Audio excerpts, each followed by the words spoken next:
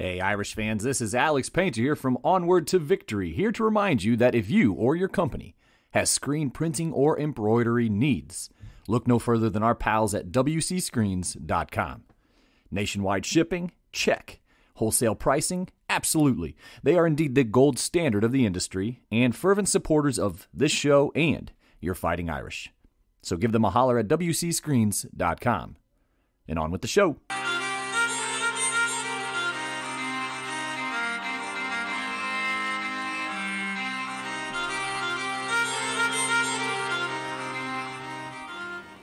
In a 2020 poll on Notre Dame football website One Foot Down, they asked the question, if Ian Book was one of the all-time great Notre Dame quarterbacks. Over 1,000 people responded, and over 77% said yes. Detangling quarterback legacies can be really tricky, particularly among the vastness of college football and the deep pages of Notre Dame football history. But let's give it a crack, shall we? I might even get a little crazy and make a case that Ian Book is the greatest of all Notre Dame quarterbacks. So buckle up those chin straps, Irish fans. This is Onward to Victory.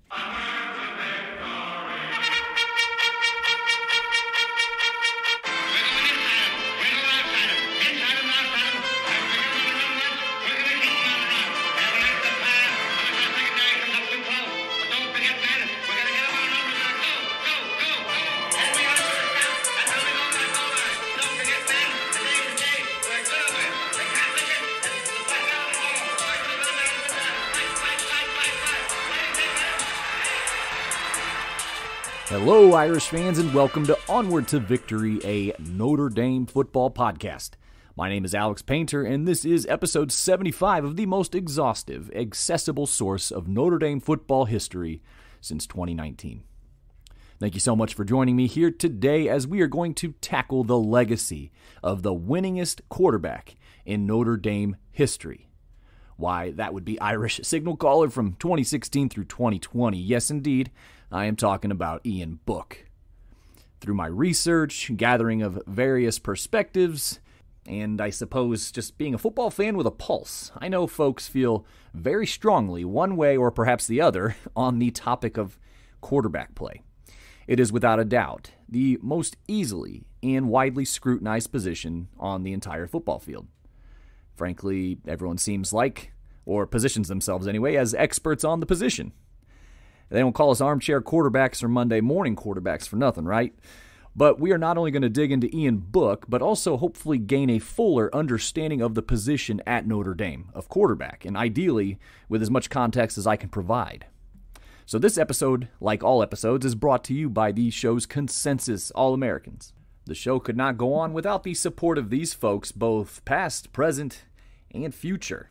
And these humble people include Mr. Michael Finan of Rutherford, New Jersey, Brad Glazier of Williamsburg, Indiana, Will Fuller of Warren, Ohio, Dr. Jeremy Scarlett of Whitefish Bay, Wisconsin, and Andy Nickel of South Bend, Indiana. Eternally grateful for every last one of you. And I am serious, the show wouldn't be able to continue without your generous support. And also a very special thank you again to wcscreens.com, our banner sponsor for yet another season here in 2023. Give them a call if you have needs in that area. I tell you, I've dealt with them multiple times, many times really, and their customer service is exemplary. They'll take care of you. And if you'd like to contribute to the collection plate, if you will, hey, please visit paypal.me/onwardtovictory or patreon.com/onwardtovictorypodcast. And before we jump in, a quick commercial for the last episode of the show, number 74, about the conversion of head coach Marcus Freeman to Catholicism. Please go give it a listen. I'd greatly appreciate it, and I think you'll enjoy it. But here's the thing about this podcast. I have long felt that episodes kind of fall into one of three buckets, if you will, and after writing, researching, producing, and recording an episode, I generally have a pretty good sense of which one it's going to fall into. So like for someone like, oh yeah, this one's going to catch on, and we'll say it'll be commercially successful. The ones that people are going to kind of show up in droves to listen to, perhaps even more so than the average show offering. So some examples of this might be season preview episodes or interview episodes where I have a guest join. So those are the ones that I kind of have a good sense, okay, there's going to be quite a few people who are going to be interested in this topic and are going to tune in and listen. And then there are others that I know aren't going to be uber popular, if you will, but I do feel like they are important to the story or essence of Notre Dame, or perhaps it's a story that hasn't really been widely told before. You get it. Often I consider these are the ones that are going to perform well critically. I actually have some feedback from one of those type of episodes that I'll share here in a moment. But still yet a third type of episode are the ones that I kind of think of as a message in a bottle, which is to say an episode is made and crammed into the bottle and you hurl it out to sea, and these are the ones that I have no idea if it'll go over commercially or critically. I just kind of hope for the best. Well, that was the Marcus Freeman episode. I had put quite a bit of work into it and just kind of let it whirl. Didn't know what would happen, but sure enough, it ended up being a huge hit, and I think folks really enjoyed the similarities between Coach Rockne and Coach Freeman. So go give it a take if you haven't already, and please make sure you like, subscribe, or do whatever it is that you have to do to be alerted to all the new episodes. And as I just mentioned a moment ago, I have to share this message from a woman from Washington State named Danielle Dimmick. I thought this was just awesome. So back in early September 2022, I did an episode I had been wanting to do for a very long time about Notre Dame teammates and friends Ralph Dimmick and George Philbrook. Both were linemen for Notre Dame in the first decade of the 1900s, and both inadvertently played huge roles in the Notre Dame-Michigan rivalry. While one, Philbrook, went on to become an Olympian in the decathlon in 1912, Ralph tragically died in 1911 after suffering an injury on the football field. When thinking of the three categories of episodes that I was just speaking of, I definitely put this one into the second group. Maybe not hundreds upon hundreds of listeners, but critically important to the story of the university and the program. So Danielle sent me the message, and an excerpt of it reads as follows, quote, "I had to tune into this podcast episode as it is very near and dear to my heart, as it was about my third great-uncle, Ralph Dimmick. My dad has told me throughout my whole life about our family's history, and he always talked about Ralph and what an amazing athlete he was. I recently looked up more information about Ralph and didn't realize how legendary he was. My dad didn't know as well all the little details, but he only learned from family stories being passed down about Ralph's life. This was such an amazing episode and was more in-depth about his football career. It gave me much more insight about what a great athlete, scholar, and man he really was. We have always been Notre Dame fans because of him and his legacy. And I'm honored to be related to a legend who is not forgotten. Rest in peace, Uncle Ralph." End quote. So that was obviously really awesome to receive. So thank you again, Danielle, and it's always nice to hear these types of messages. And now, on to the task at hand, which is making sense of the legacy of Irish quarterback Ian Book. Right after this.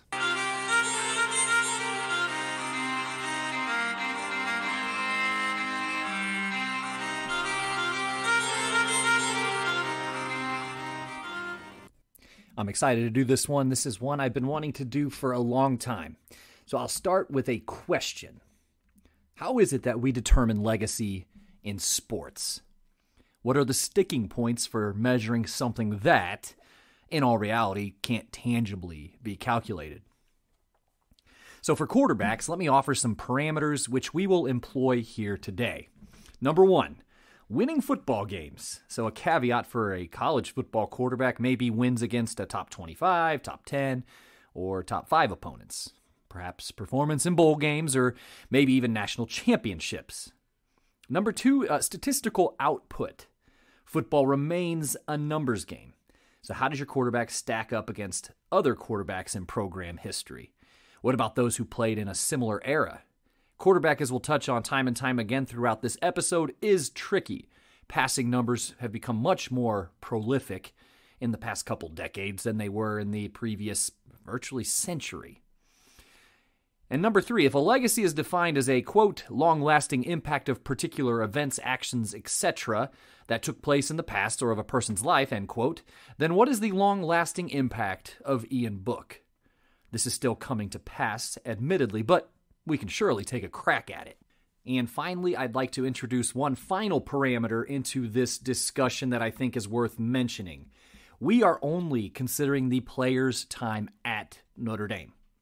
So I love Joe Montana, an active participant in some of the most memorable games and seasons in the last half century of Notre Dame football. And I have also little doubt that much of his legacy as a Notre Dame quarterback is boosted by the fact he won 4 Super Bowls with the 49ers. So for argument's sake, we are going to look at their time playing college football in a vacuum, if you will. So if you're someone who is a little new to your fandom of Notre Dame and are like, who the hell's Ian Book? Or if you're just an older fan who needs a bit of a refresher, here's a quick biography. So Ian Book was born on March 30th, 1998 in El Dorado Hills, California. He played high school football at Oak Ridge High School, and he was heavily sought after by a number of Division I programs who sought the services of the athletic, scrappy, if a bit undersized Book. I always think this kind of thing is pretty interesting, so here's a timeline of Ian Book's commitment to Notre Dame. So for clarity, Ian was a member of the high school class of 2016. So in July 2014, he took a visit to Arizona State. Later that year, he visited and is offered a scholarship from Boise State. So imagine Ian playing on that Smurf turf. But in early 2015, he also fielded an offer from UNLV and Washington State. And on April 11th, 2015, he actually initially committed to the recently passed Mike Leach and his Washington State program. So the Washington State commit actually does end up visiting Notre Dame on August 1st, 2015. He was being recruited by then Irish offensive coordinator Mike Sanford, who actually just served as Colorado's interim head coach last year in 2022. But anyways, Ian was a 3-star recruit, and he was actually only the 57th best prospect in California. But he is immediately smitten with Notre Dame. Easily the biggest and most high-profile football school that was pursuing him.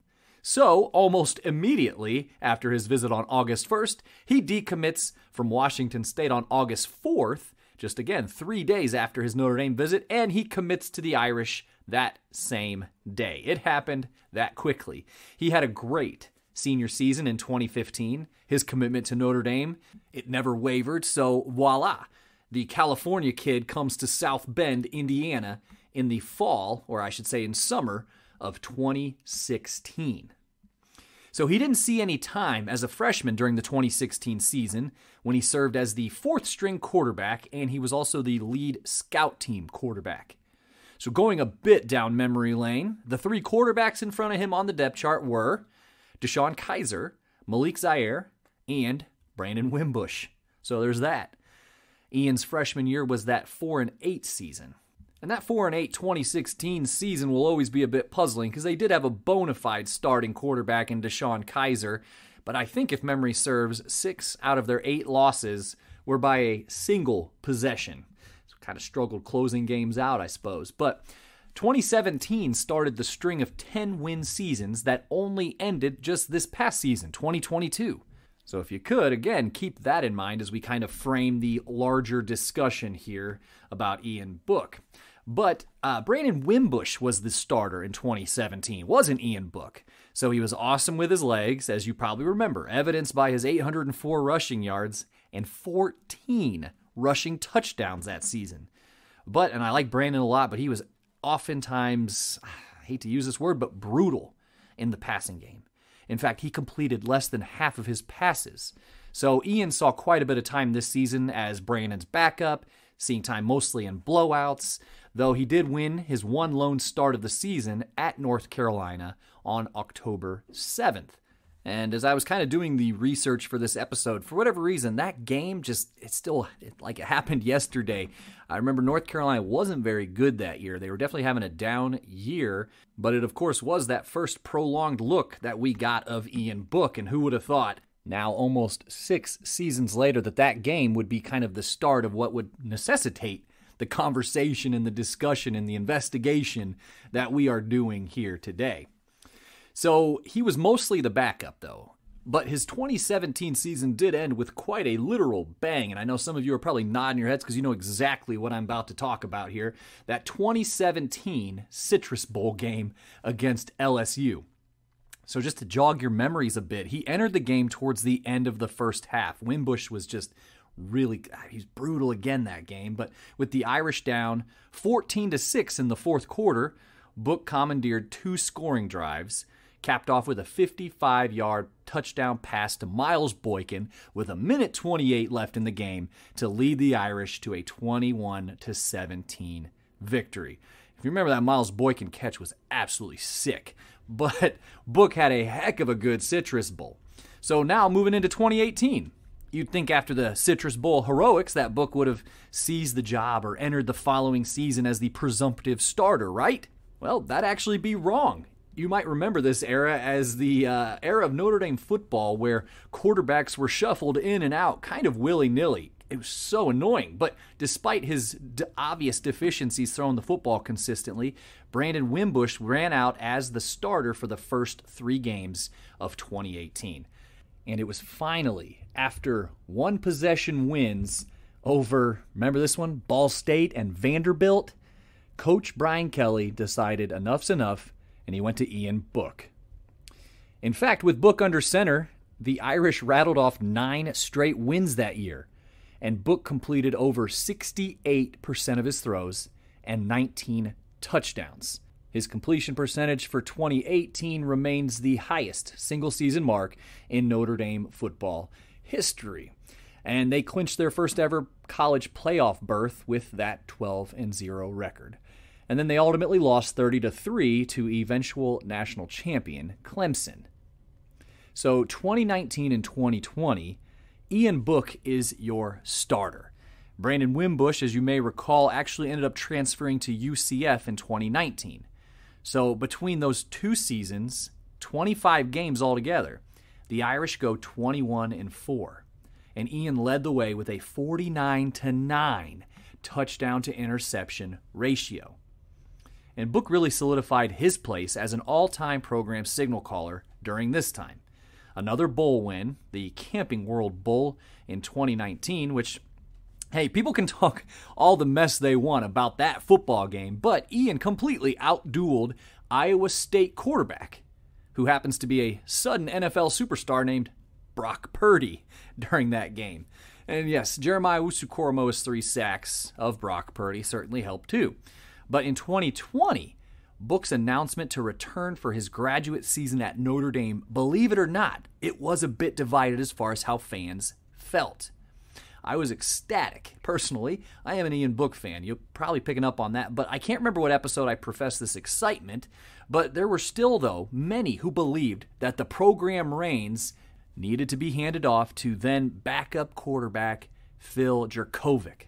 Yes, there was a huge number of folks in Phil's camp. And needless to say, though, Book staying for the 2020 season may have altered the course of the program for many years to come. And, of course, Phil, who evidently did not enjoy his time in South Bend, and he didn't have the nicest things to say about Notre Dame, he will be playing for his 3rd different college next year. Anyway, in 2020, Book led the program to an ACC regular season championship and yet another college football playoff berth. And though they held Alabama to their fewest points in 24 games and covered the spread, they ultimately lost 30-13. Okay, that was probably a bit more than a quick biography, but a good amount of context is needed if we're going to have this conversation. So let's talk about something right now.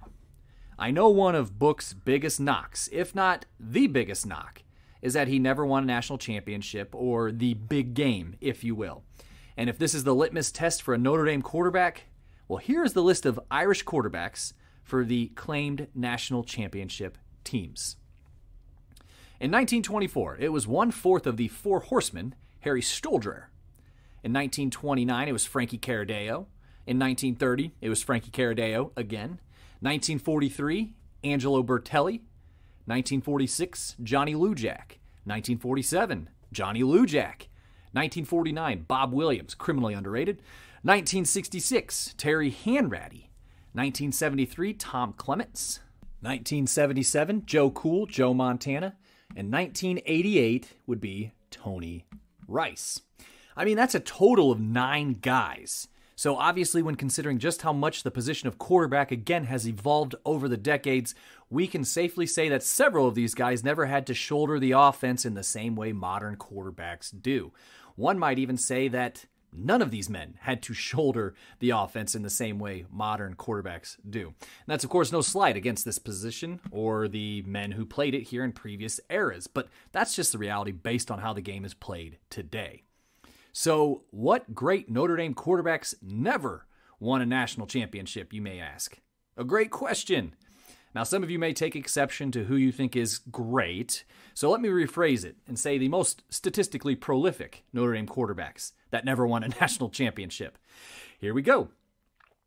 Brady Quinn, Paul Hornung, Ralph Guglielmi, Jimmy Clausen, Ronnie Powlus, Rick Meyer, Gus Duray, Steve Beuerlein, Joe Theismann, John Hewart.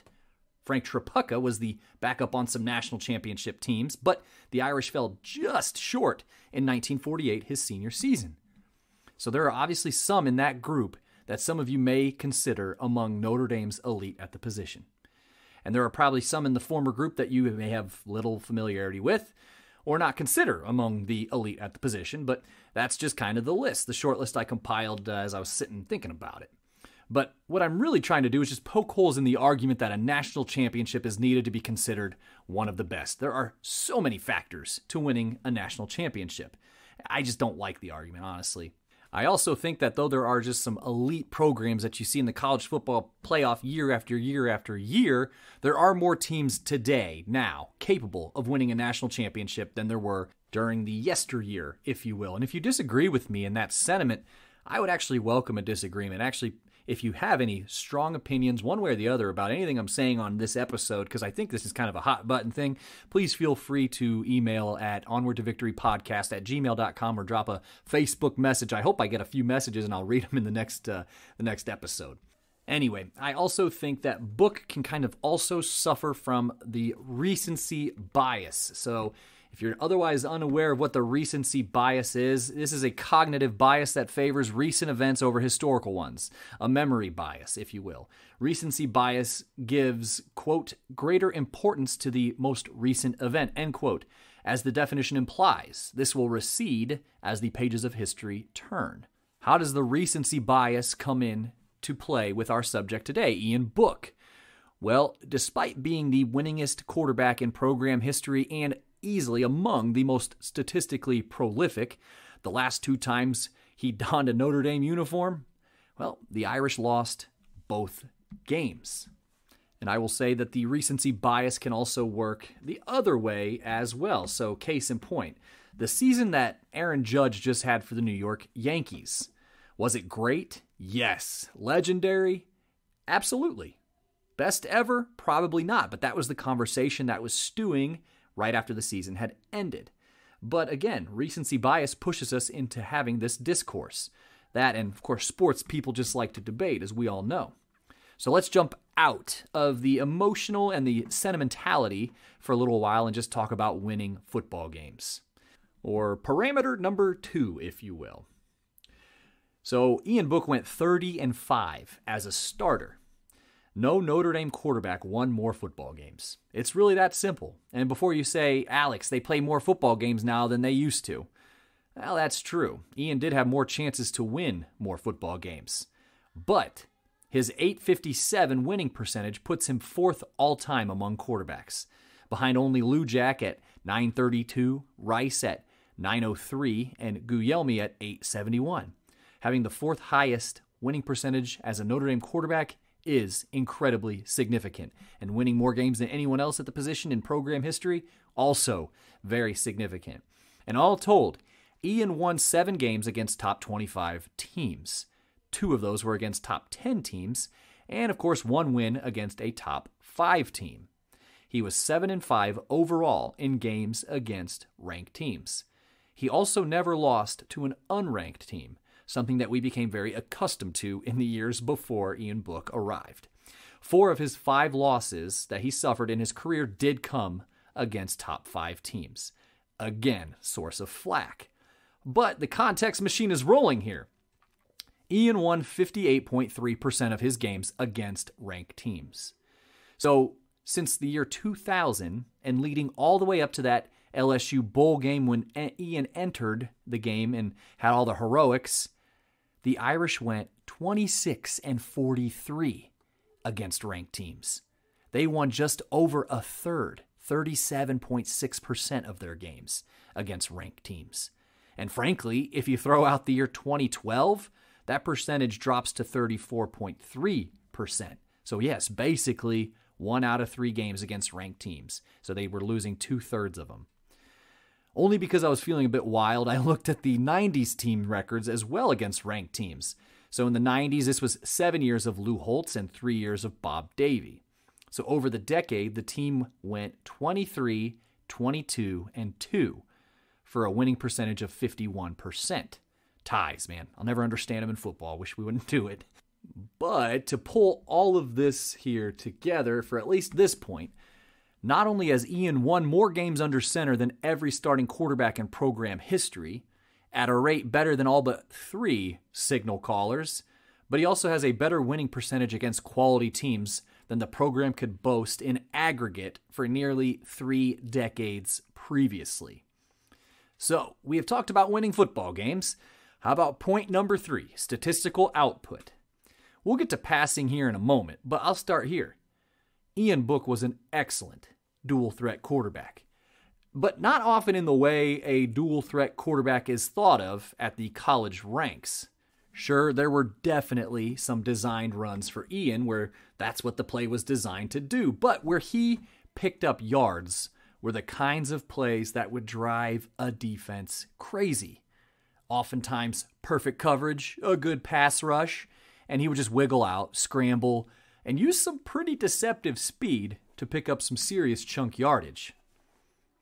You may not believe this. I was actually kind of shocked myself, but Ian Book has the second most rushing yards by a quarterback in program history. He had 1,518, and they rank second only behind Tony Rice's 1,921. He also had 17 rushing touchdowns, which rank third in program history by a quarterback, behind only Deshaun Kaiser's 18, and you guessed it, Rice's 23. So a very, very skilled scrambler and runner. How about career passing? Book is second in career passing yards and passing touchdowns, behind only, take a guess, Brady Quinn. If you were to take those quarterbacks with at least 400 passing attempts in their careers, Ian's 63.8 completion percentage is the best in program history. His 68.2% completion percentage back in 2018 is the best for a single season in program history. As a bit of a statistical quirk here, I think you guys will enjoy this. Current offensive coordinator and former Irish quarterback Tommy Rees, though, did have one more 300-yard passing game than Ian. I personally thought that was rather interesting, but my absolute favorite part of watching Ian Book, though, he rarely threw it to the other team. It was quite refreshing. So after putting together 2 separate streaks of 119 and 123 passes attempted without an interception, he went on a run that I personally think we may not see broken. After throwing a second quarter pick against Duke to open the 2020 season on September 12th, he didn't throw another interception until December 5th against Syracuse. 9 games, 84 days, and incredibly, 266 consecutive passes without throwing an interception. 266. I think that is just wild. In taking down number 1 Clemson on November 7th, 2020, he delivered the program the signature win of the entire millennia. Yes, I know Trevor Lawrence had COVID and all that, but actually controlling what he could control, Book passed for 310 yards and rushed for another 67 yards in a 47-40 double overtime thriller. And as a Notre Dame fan of a certain age, I'm 35, that was perhaps one of the best moments in my fandom. And I'm not sure it's even that close. There was also little question about Ian Book being a locker room leader. He was named team captain both in 2019 and 2020. Now here you go, a quick history of quarterbacks being named team captain as follows.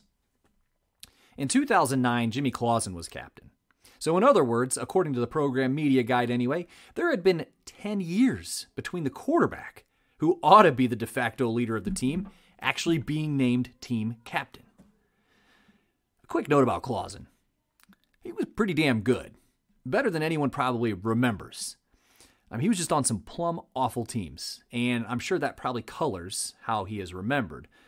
That's my opinion anyway, and I'm sure others as well. All right, so in 2005 and 2006, Brady Quinn was captain, as you may imagine. In 1999, it was Jarius Jackson. 1996 and 1997, Ronnie Paulus was captain. In 1992, Rick Meyer. 1989, Tony Rice. 1983, Blair Keel, Columbus, Indiana boy. 1978, it was Joe Cool again, Joe Montana. So here's one just in case it comes up at Notre Dame Trivia Night at your local watering hole. Before Joe Montana was named team captain in 1978, it had been 33 years since a quarterback was named captain. And that was in 1945 when Frank Dansowitz was named team captain. Now, granted, there were fewer players named team captain then than now, and depending on the coach, only seniors or upperclassmen could be named captain. But I think it is of major significance that in 78 years, since Frank Dansowitz in 1945, there have only been 9 quarterbacks named team captain, and only 3 were named captain for multiple seasons. Ronnie Paulus, Brady Quinn, and Ian Book. All right, so take a breath. Let's attempt now to tie it all together once more. What's Ian Book's legacy? Though I, like you, am subject to having strong opinions and biases, I'll give you a few I think statements here. I think Ian Book was one of the scrappiest college quarterbacks I ever watched. He was dogged. He was determined. He won more games than anyone else for that position in program history, at a percentage that few can match, against strong competition, in easily one of the most competitive eras of the sport. No, he wasn't destined to be quite the prolific passer that Brady Quinn was, but he was sure close. In some respects, he was the most responsible passer in program history. I think he is the most responsible passer in program history. He didn't compile the yards on the ground that Tony Rice did, but he is easily the best blended passer-runner in program history, and that, I don't think, is even close. I also think that the position of quarterback is the sum of many parts. Chiefly, what did the scoreboard read when the clock hit 0? Though he may not have had a national championship that, say, a Johnny Lujack or Joe Montana had, again, he won more games than anyone in program history at that position, and he did it in an era where the impetus and the effectiveness of the offense is often squarely on the quarterback's shoulders a vast, vast majority of the time. And again, this is no disrespect to the men who played the position previously, but the quarterback position has changed dramatically, drastically even, over the past couple decades. What's more, Ian led the team to 2 top 5 finishes in a 3-season span. Finishing in the top 5 was something that had only happened once, one other time, during this entire millennia. And if you look for a time that it happened where the team finished in the top 5 2 times in a 3-season span, it had been since the early 90s. And speaking of leading, I think, and I suppose this one is indisputable, he was a team leader, a program leader. A 2-time captain is rarefied air, even more so for a Notre Dame quarterback. I think that realistic expectations of the program to perform consistently on a season-in, season-out basis are as high today as they have been in decades. And I'm going to chalk some of that up to the team's starting quarterback from 2018 through 2020. I also think that when considering the greatest Notre Dame quarterback of all time, Ian Book has to be on the short list for consideration. And if you're probably saying, Alex, don't be chicken, don't be cryptic, who is the best Notre Dame quarterback of all time? I'm saying Ian Book. And I'll be back with show wrap.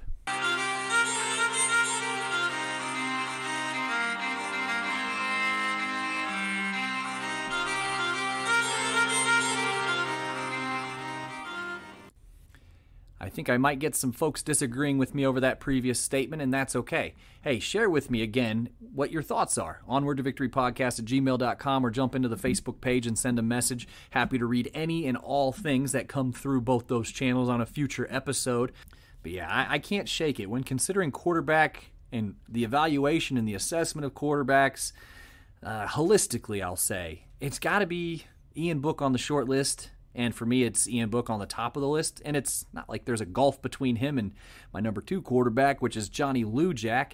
What's interesting about this kind of conversation is that if you don't pick someone to be the best of all time in whatever a position or a sport, that means everybody else, it's like an affront or a slight to everybody else. This is no affront or slight to any of the great Notre Dame quarterbacks. I just happen to think Book is at the top of the heap. And that doesn't mean I'm not a huge fan of Joe Montana or Ralph Guglielmi or Brady Quinn or anyone else. So I hope you really enjoyed that, and if not for any other reason, to maybe it persuaded you, maybe it didn't. But hey, we got to celebrate one of the greatest Notre Dame football quarterbacks of all time, regardless of if you think he's the best or not. And it's cool to celebrate him in that kind of way. And really we're 3 years out now from him being the starter, and it's a good time to kind of start pondering things like what is his place among the greats at Notre Dame. So yeah, it's just fun to relive those teams too. Those were some really, really fun Notre Dame teams. So I have a lot of new episodes coming this off season, and some of them I have been planning for, some of them literal years at this point. So I'm really excited about them. Make sure you like and subscribe to the podcast to be alerted to all the new episodes. And with that, I am going to sign off. This has been Onward to Victory, a Notre Dame football podcast. And in kindness, I am your host, Alex Painter. And as always, go Irish.